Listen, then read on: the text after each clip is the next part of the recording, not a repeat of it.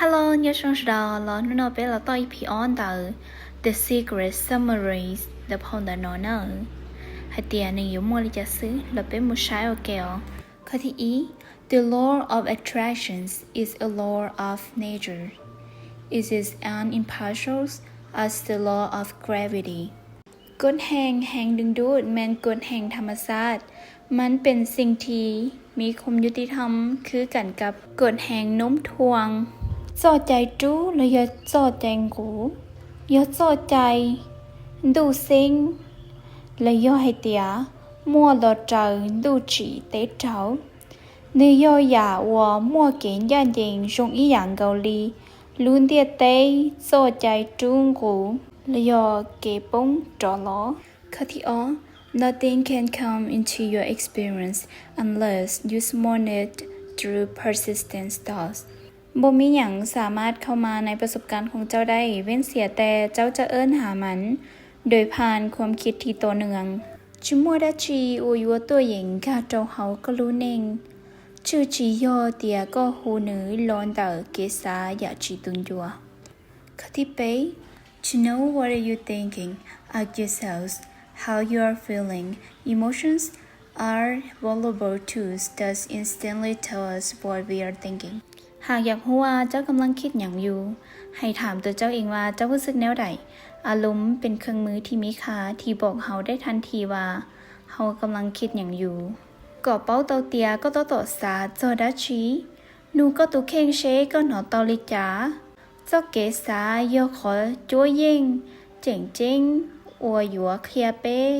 เตาตาชินดาหายเตียเป้ตาต่อสาจอดาจีข้อที่เปล่า It is impossible to feel bad and at the same time have a good thoughts มันเป็นไปบ่ได้ที่จะรู้สึกบ่ดีและมีความคิดที่ดีในเวลาเดียวกันnữ chỉ tôi nhìn qua tàu tia yuan nó tàu chỉ dùng theo một số kế xa dùng tí lưu sĩ hậu Khá thứ chí Your thoughts determines your frequencies and your feelings tell you immediately what frequencies you are on. When you feel bad, you are on the frequencies of drawing more bad things. When you feel good, you are powerfully attracting more good things to you. ความคิดของเจ้าเป็นตัวกำหนดความถี่ของเจ้าแล้วความรู้สึกของเจ้าจะบอกเจ้าโดยทันทีว่าเจ้าอยู่ในความถี่ใด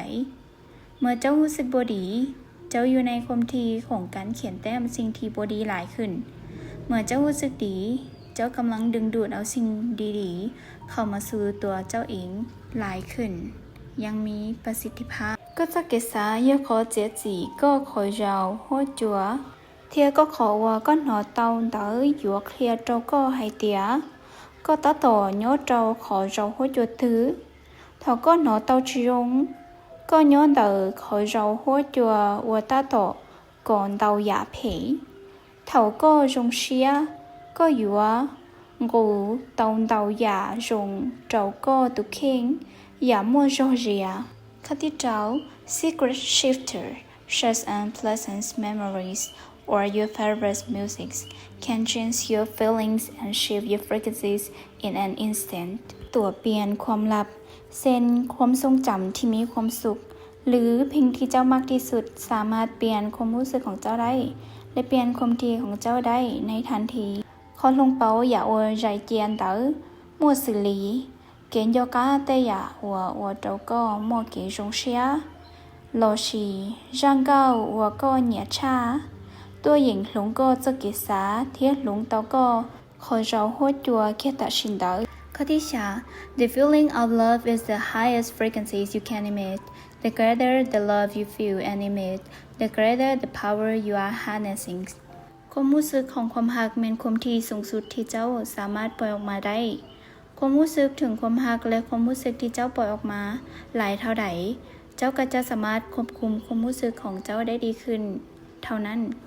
เกโนจะเกลูอย่าขอเราหัวจัววัวเชียชับเหลอวัวก็ตัวหญิงโจเต่าลอเตา